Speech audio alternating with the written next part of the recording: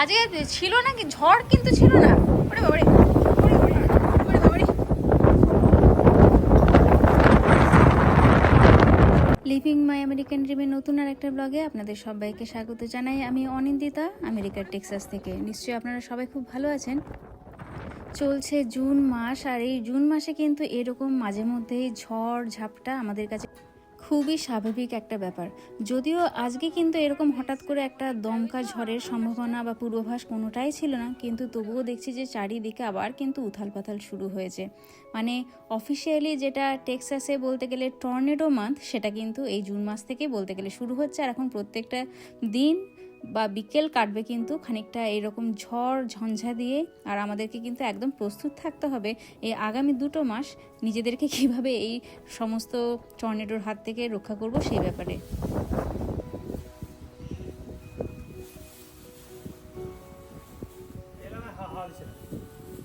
না না, মেঘটা কেটে যাচ্ছে, হাওয়া দিয়ে না।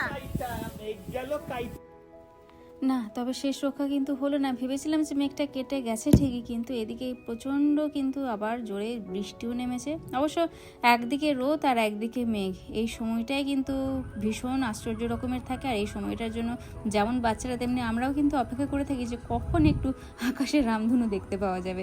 তো ঠিকই তাই, আবার সেই একই রকম সুন্দর একটা প্রাকৃতিক দৃশ্য চোখের সামনে এলো, তাই ভালো যে আপনাদের সঙ্গেও একটু ভাগ করে নিই। আর রীতিমধ্যে তো বাচ্চাদের সামার ব্রেক শুরু হয়ে গেছে, সেটা আপনাদের সঙ্গে আগের ব্লগে শেয়ার করেছিলাম। তা এখন সকালগুলো কিন্তু একটু দেরিতে হচ্ছে, পুরো রুটিন কিন্তু এখন এলোমেলো হয়ে রয়ে গেছে। আর সকালে উঠে যেটা এখন প্রথম আমার চিন্তা, এখন হাঁটা বন্ধ হয়ে গিয়ে এখন ওদেরকে কি নিত্য নতুন ব্রেকফাস্ট দেওয়া হবে। তো যাই হোক, আজকে খুব সিম্পল ওয়েতে ওদেরকে একটা বার্গার বানিয়ে দিচ্ছি। বার্গার ব্রেড বাইরে থেকে কিনে আনা ছিল, শুধুমাত্র একটা ডিম দিয়ে একটু পোচ করে দিলাম, আর তার সঙ্গে খানিকটা ওই র্যাঞ্চ দিয়ে দিলাম।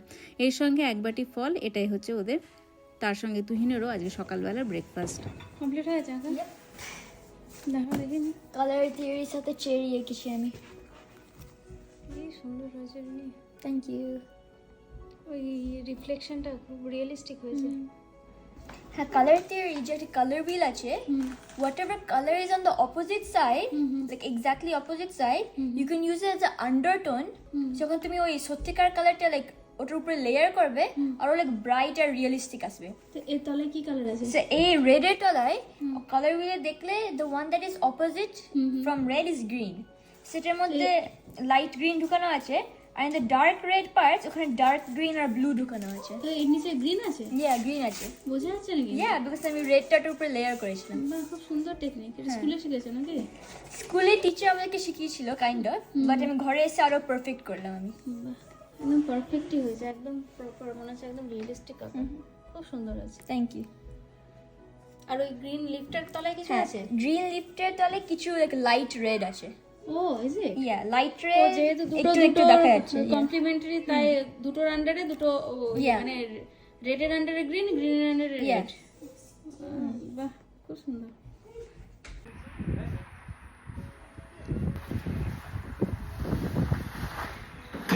তো আমাদের এই জুন, জুলাই আর অগস্ট, এই 3টে মাস আমরা সাধারণত টেক্সাসের মানুষরা একটু প্যানিকে থাকি। সারা বছর ধরে এখানকার ওয়েদার ভীষণ ভালো, ঠান্ডা আমরা এনজয় করি, আমরা গরমও এনজয় করি, স্প্রিং তো এনজয় করি, ফলও করি, কিন্তু এই পার্টিকুলারলি 2 মাস আমরা কিন্তু এখানে প্যানিকে থাকি, কারণ টেক্সাস হচ্ছে একটা টর্নেডো প্রোন নাকি?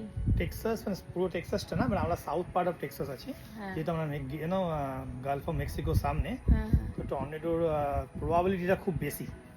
তো এই গতকালই একটা ছোটখাটো আমাদের এখানে টর্নেডো বলবো না, কিন্তু একটা আভাস আমরা পেয়েছি।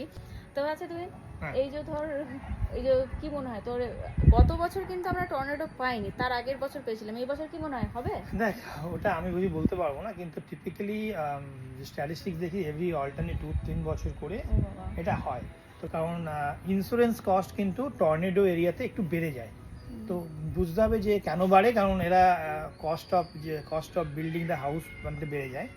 তো আমি যেটা যখন রিনিউ করলাম, আমি বুঝতে পারলাম যে because of tornado and because of the particular year, 3 বছর হ্যাঁ পুরোনো হচ্ছে, 3 বছর হয়ে গেল, আমার কিন্তু এবারে কস্টটা পাই $400 এক্সট্রা পে করতে হয়েছে বছরে। ইন্স্যুরেন্সটা বাড়ি টর্নেডো অনেকভাবে দেখতে পারে। একটা হচ্ছে যদি ধর পুরো ঘরটাই ভেঙে গেল, বা যদি ধর তুই কোম্পানির ইলেকট্রিসিটি নেই ফর কামিং 7 ডে, যেটা হয়েছিল লাস্ট টাইম, 4 দিন ধরে ইলেকট্রিসিটি ছিল না, ঠিক আছে তো, হ্যাঁ। বা ধর তোর কোনো পাইপলাইন, গ্যাস পাইপলাইন ব্লাস্ট হলো কোনো কারণে, তো প্রত্যেকটা আলাদা রিজন আছে। ধর যদি ঘরের কিছু প্রবলেম হয়, অ্যাটলিস্ট ইন্স্যুরেন্সটা এন্ড টু এন্ড ঘরের রিবিল্ডিং পুরো কস্টটা ক্যারি করে, ওরা বানিয়ে দেবে ওরা নতুন করে বানিয়ে দেবে একদম যা কস্ট অ্যাজ ইজ। প্লাস হচ্ছে তোর ডেব্রিজ ক্লিন করা একটা অনেক বড় কস্ট। ডিউরিং তখন বানাবে তো 6 মাস 8 মাস 1 বছর ধরে, তখন তুই কোথায় থাকবি, হ্যাঁ ঠিক আছে তো, তো তার একটা আলাদা কস্ট থাকে। তোকে হোটেলে থাকতে পারি, তোকে সিমিলার একটা ঘর তোকে 1 বছরের জন্য দেবে থাকার জন্য, ওইটা ধরা আছে। প্লাস হচ্ছে যদি কোনো কারণে কিছু প্রবলেম হয়ে যায়, সেক্ষেত্রে ঘরের যে ফার্নিচার, ঘরের যে এত জিনিসপত্র আছে, তার একটা কস্ট আছে। আচ্ছা, তো ওগুলো সব কিছু ইন্স্যুরেন্স করা হয়, মানে ওটার মধ্যে নেওয়া আছে সব কিছু করা আছে। যাদের মোটামুটি বাড়ি কেনা থাকে তাদের অনেক এগুলো সবই থাকে, টিপিক্যালি সবই থাকে। কিন্তু এগুলো কিন্তু চ্যালেঞ্জটা এখানে হচ্ছে যে যদি ঘটনাটা ঘটে তোর আউট অফ পকেট এক্সপেন্স কত। তো আমি যখন নেগোশিয়েট করছিলাম এবারে, টিপিক্যালি 1% পেরিল অ্যান্ড উইন্ডসের হয়, কিন্তু টর্নেডোর জন্য পার্টিকুলার হারিকেন আর টর্নেডোতে আমাকে পে করতে হচ্ছে 3%। মানে আমার ধর ভ্যালুয়েশন রাখা হচ্ছে 750K, তো আমাকে পকেট থেকে ক্লোজ টু $22,000 পে করতে হবে, বাকিটা ওরা পে করবে। মানে ধর বাড়ির কিছু হয়নি, ঠিক আছে, একটু ঢুকে বাইরে চলে যাচ্ছে, ধর বাড়ি আমাদের কিছু হয়নি, কিন্তু ধর আমাদের ওই যেরকম হয়েছিল অ্যালিসাতে ধর অ্যাপার্টমেন্টে থাকাকালীন যে আমাদের 3-4 দিন ধরে ইলেকট্রিসিটি নেই, তো কি হবে সেক্ষেত্রে? ইলেকট্রিসিটি যদি না থাকে সেক্ষেত্রে তোকে ইন্স্যুরেন্স ইলেকট্রিসিটি কভার করে না, কিন্তু তোকে যেটা করতে হবে যে তোর খাবার তৈরি করার অপশন, তাই তো, যেহেতু বাড়ি সেই জন্য আমাদের ইলেকট্রিসিটিতে আমাদের কোনো গ্যাস কানেকশন সেপারেট, আমাদের গ্যাস আলাদা, আমাদের ইলেকট্রিসিটি, আবার হিটার ব্যাপারটা, হিটিং অ্যান্ড কুলিং কন্ডিশনটা কিন্তু আমাদের গ্যাসে। সেক্ষেত্রে আমাদের ইলেকট্রিসিটির সঙ্গে কোনো রিলেশন নেই, যে নাও থাকে তো খাবার রান্না করা কোনো প্রবলেম হবে না। এবার গ্যাস চলবে, ইলেকট্রিসিটি গেলেও গ্যাস চলবে। এবার প্রবলেম ব্যাপারটা হচ্ছে যে দুটো যদি একসাথে প্রবলেম হয়, হতেই পারে, কিছু করার নেই, but this is too much uncertainty.